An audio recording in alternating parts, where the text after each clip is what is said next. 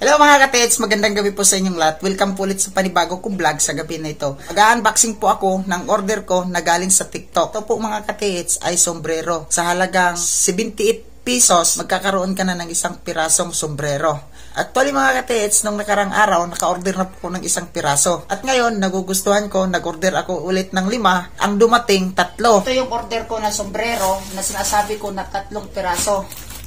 Ang delivery po nito ay GMT. Ito siya mga katits, 3 piraso.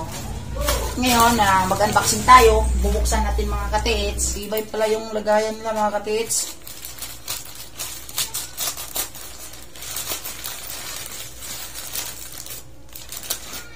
Limang piraso ito mga katits. Tapos yung dumating, lang.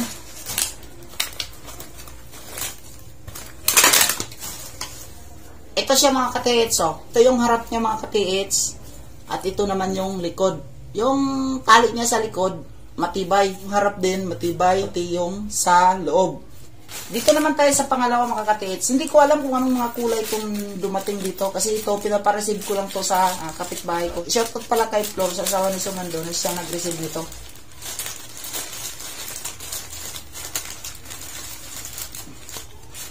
Si umalis kasi ako kanina mga katits. At pinapareceive ko lang to. Thank you sa sealer na napaka-tibay po yung pinaglalagyan. Talagang maganda po yung pagkabalot. At ito naman yung pangalawa. Yan siya. Ito yung loob. Actually mga katits, nagugustuhan ko siya. Noong nakarang araw, nag-order ako nito ng isa. At ngayon, nagustuhan ko yung 5 piraso doon na mayroong available sila nito, kulay, in-order ko. Kaso yung dumating dito sa akin, 3 pa lang. Yan. Maganda siya mga katits.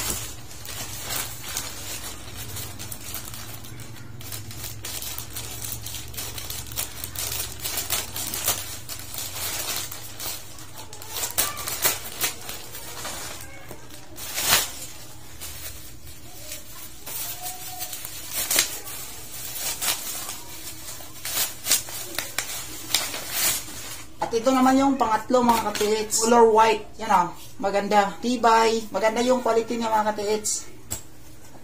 Yan. 1,